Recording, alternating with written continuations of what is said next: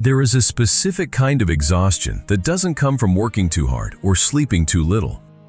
It is a heaviness that sits deep in the chest, a constant low-level hum of anxiety that whispers, "If I don't do it, it won't get done."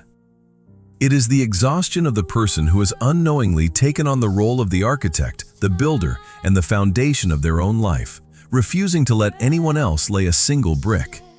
You might call it ambition. You might call it strength. You might simply call it being an adult. But in the quiet moments, when the world stops demanding things from you and you are left alone with your thoughts, you might recognize it for what it truly is.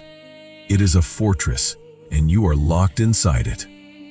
We live in a culture that worships the self-made individual. We applaud the lone wolf.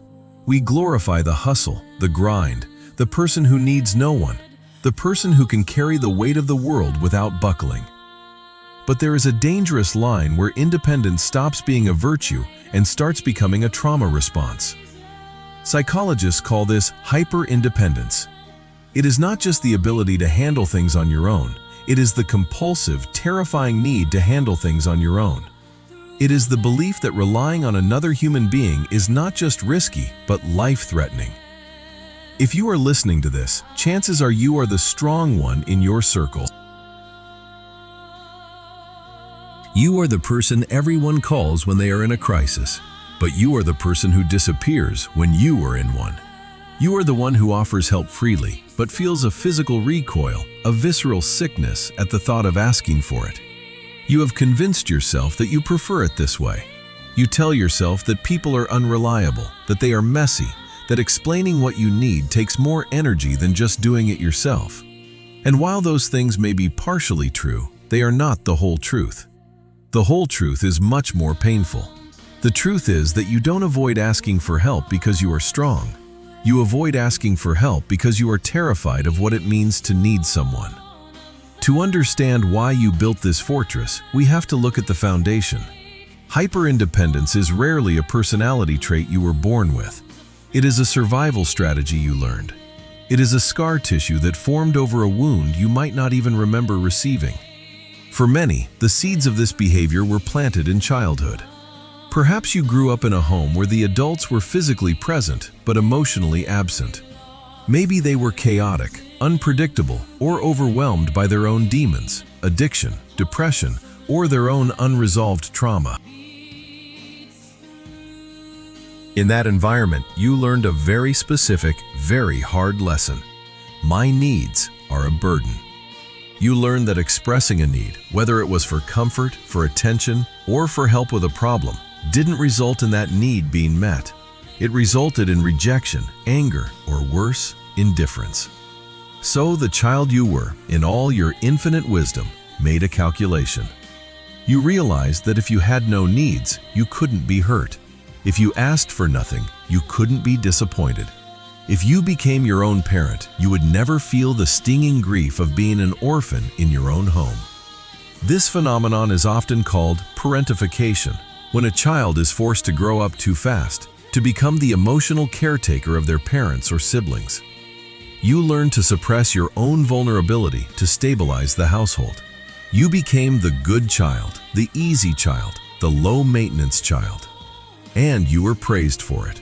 You were told, "You're so mature for your age." But that wasn't maturity, it was survival. Fast forward 20 years, and that survival mechanism is still running in the background, like an operating system that has never been updated. You are no longer that helpless child, but you are still reacting to the world as if you are. You view every interaction through the lens of a transaction where you must always be the provider, never the receiver. Because in your subconscious mind, receiving is dangerous. Receiving implies debt, and debt implies control. When someone offers to buy you dinner, or help you move furniture, or simply listen to you vent, you don't just feel gratitude, you feel a spike of anxiety. You immediately calculate, what do they want in return? What is the cost of this kindness? You prefer to pay for everything yourself, to do everything yourself, because that way you owe nothing to anyone. You are free. But it is a lonely, cold kind of freedom. This brings us to the anatomy of the hyper-independent person. On the surface, you appear successful. You are competent, reliable, and often high-achieving. But underneath, there is a profound inability to trust. Trust for you is not a warm feeling of safety. It is a surrender of control. And surrendering control feels like death. You micromanage your life, your work, and your emotions, because if you hold the reins tight enough, you believe you can prevent pain. You believe that if you can just predict every outcome, prepare for every disaster, and solve every problem before it even happens, you will be safe. This is why you struggle with intimacy. You might have friends, you might even have a partner, but there is always a wall. You let people in, but only so far. You give them the PR version of yourself, the version that has it all together. You hide your struggles, your fears, your doubts. You might disappear for days or weeks when you are going through a hard time, only to re-emerge when you have fixed yourself. You deny the people who love you the opportunity to love you when you are messy. You deny them the chance to support you, and in doing so, you inadvertently create relationships that are shallow. You feel lonely, not because no one is there, but because no one knows you are there. No one knows the real you, the one who is tired, the one who is scared, the one who just wants to put the heavy load down for 5 minutes. There is a tragic irony in hyper-independence. By trying to protect yourself from the pain of disappointment, you guarantee the pain of isolation. You push people away before they have the chance to let you down. You reject them before they can reject you. It is a preemptive strike against your own heart. And the saddest part is that you often attract the exact opposite of what you need. Because you project an image of having no needs, you become a magnet for people who have too many needs. You attract narcissists, emotional vampires, and people who are looking for a caretaker. They see your strength and they want to consume it. And you, accustomed to the role of the giver, the fixer, allow it. You pour into them until you are empty, validating your internal belief that relationships are draining and people just take. It becomes a self-fulfilling prophecy. You prove to yourself over and over again that you are better off alone, without realizing that you are the one engineering the solitude. But let's go deeper. Let's look at the shame that drives this engine. Deep down, the hyper-independent person often carries a core wound of unworthiness. You feel that your value lies in your utility. You believe that you are only lovable as long as you are useful, as long as you are strong, as long as you are providing value. You don't believe you are worthy of love simply for existing. If you stop being the strong one, who are you? If you stop fixing everything, will people still stay? This fear is what keeps you on the treadmill, running until your legs give out.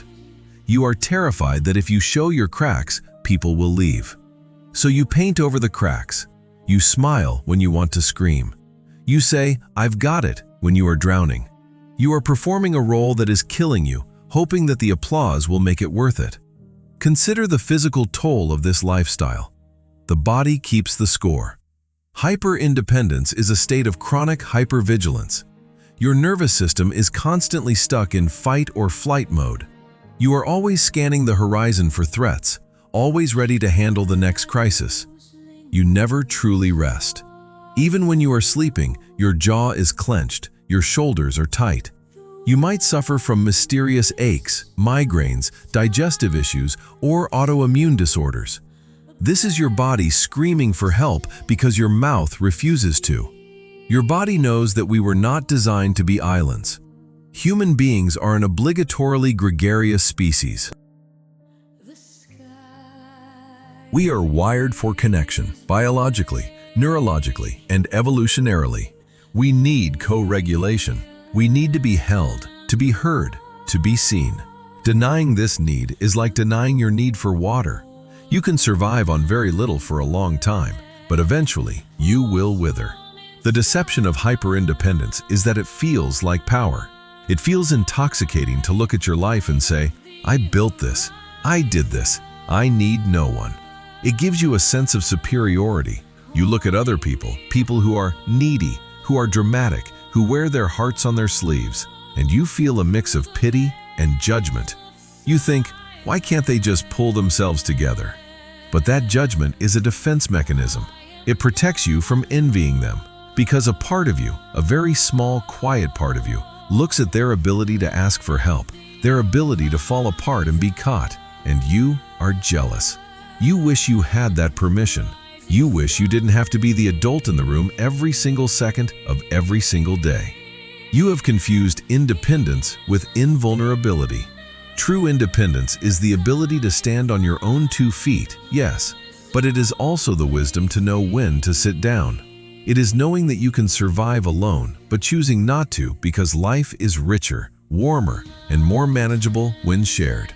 Invulnerability, on the other hand, is a shield, and shields are heavy.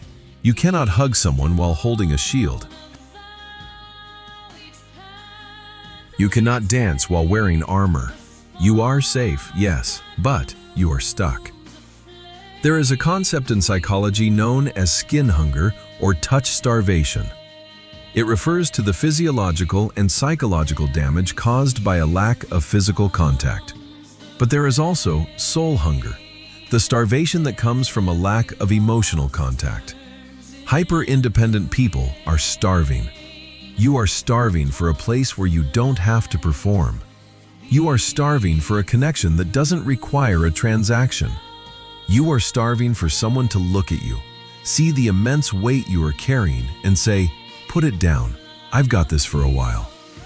But because you have trained the world to treat you as invincible, no one thinks to ask if you are okay. They assume you are fine because you always are. They don't offer to help because you have bitten their heads off the last 10 times they tried. You have trained people to leave you alone, and now you are suffering from the success of your own training. It is crucial to recognize that this is not your fault. You did not wake up one day and decide to be this way. You adapted. You did what you had to do to survive an environment that couldn't hold you. Your hyper-independence served you well for a long time. It helped you get through school, build a career, escape toxic family dynamics, and establish a life. It was a faithful protector. But the war is over. You are no longer in that childhood home. You are no longer in that dangerous situation. The danger has passed, but you are still wearing the armor. And now the armor that saved you is suffocating you. The transition from hyper-independence to a healthy, balanced life is not about becoming dependent. It is not about becoming helpless.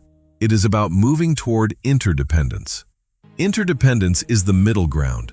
It is the recognition that we are separate individuals who choose to rely on each other.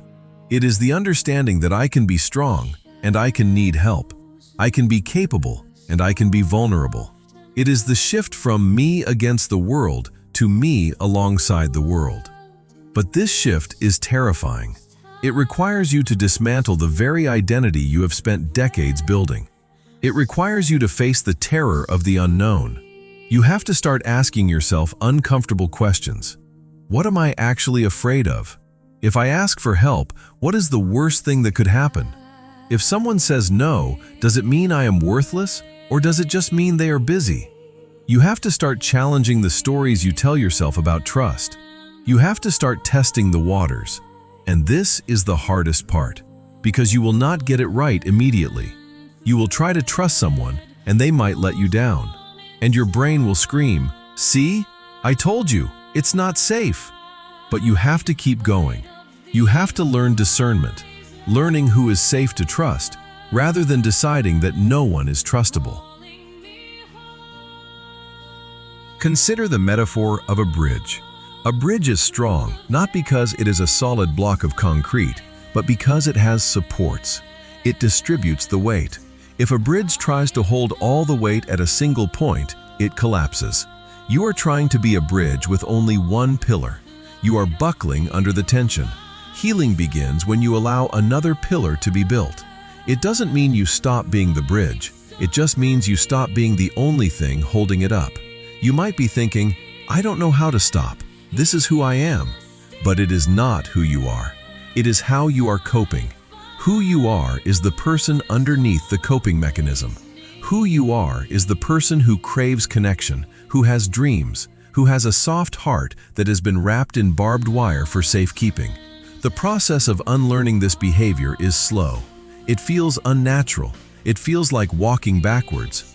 Every instinct in your body will fight against it. When you are sick, your instinct will be to lock the door and suffer in silence. You will have to force yourself to send that text. "I'm not feeling well. Can you bring me some soup?" It sounds trivial to most people, but for you, that text message is a revolutionary act. It is a declaration of vulnerability. It is you saying, "I have a need, and I trust you enough to show it." But the fear of reaching out is not just about the fear of rejection. It is about the fear of imperfect care. One of the hidden drivers of hyper-independence is perfectionism.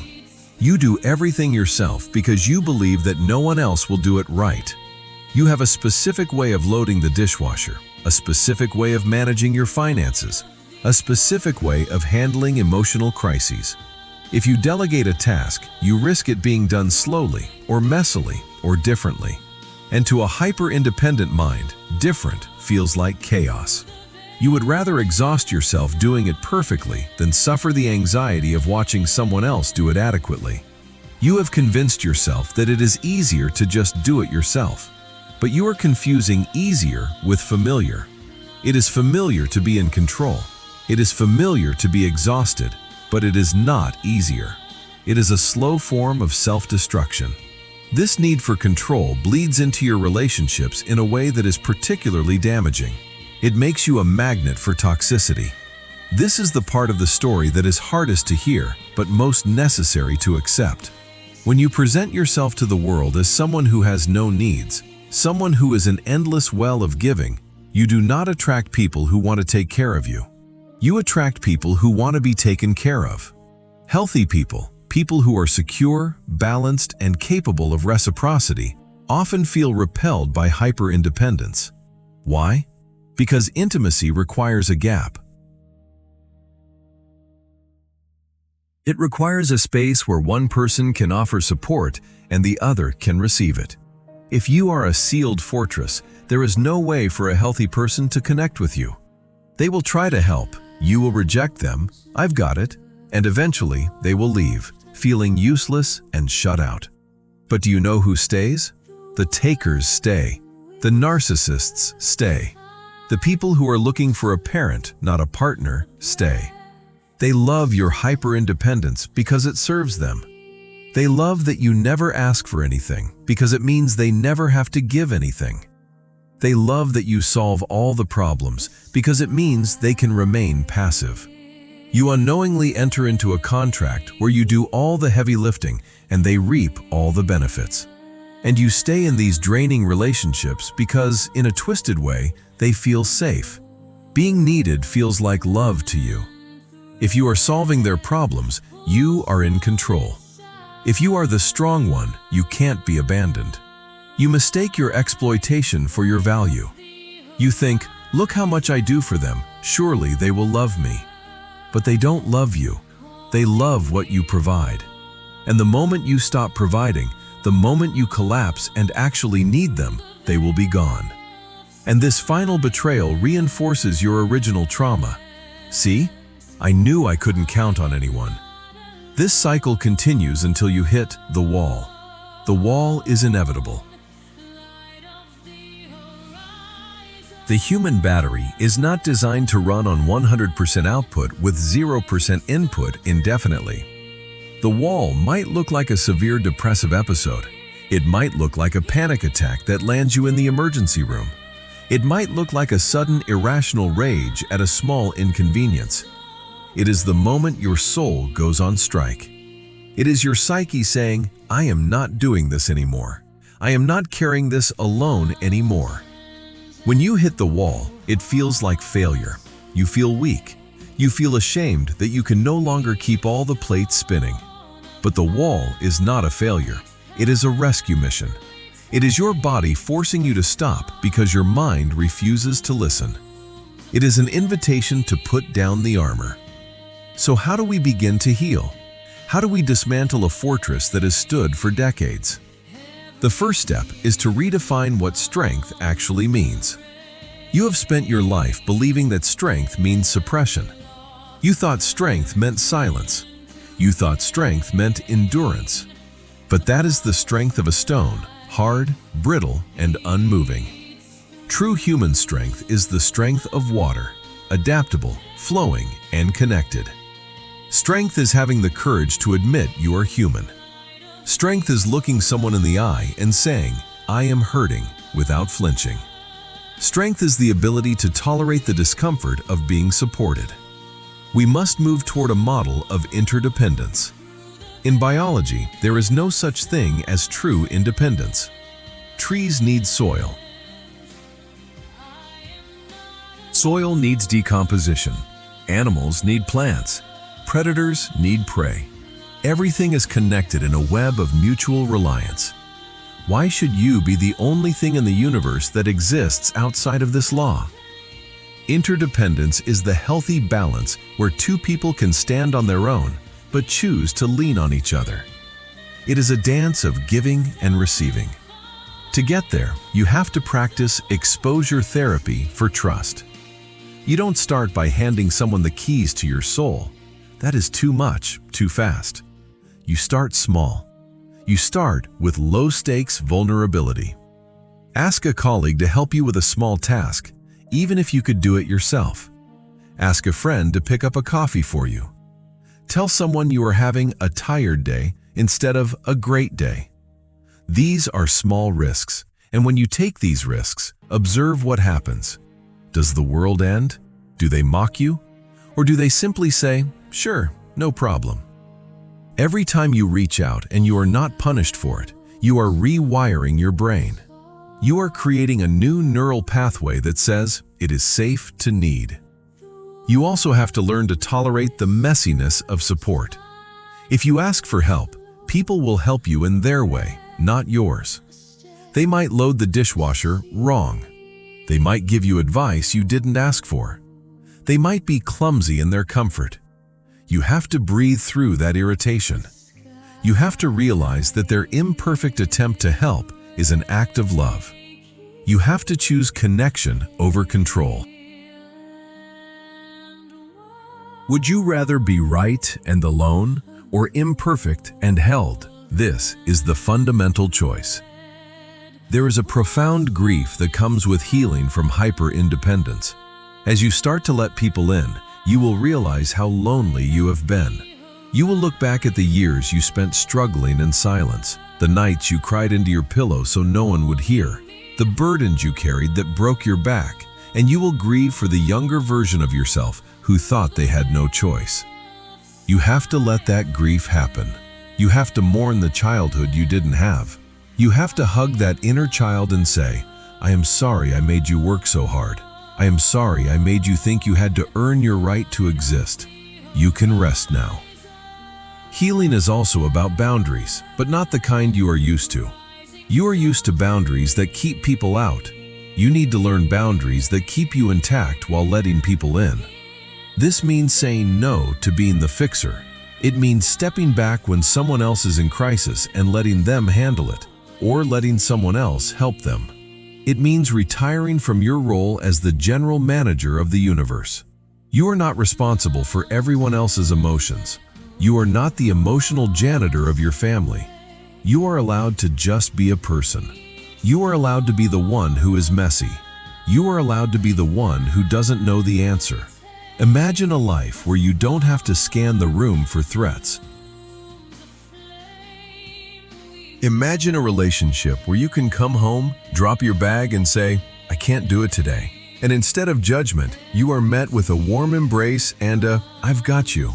That life is possible, but it requires you to surrender the one thing you prize the most, your invulnerability. You have to be willing to be seen, truly seen, not the polished statue you present to the world, but the soft, breathing, trembling human underneath. It is terrifying. It is the scariest thing you will ever do.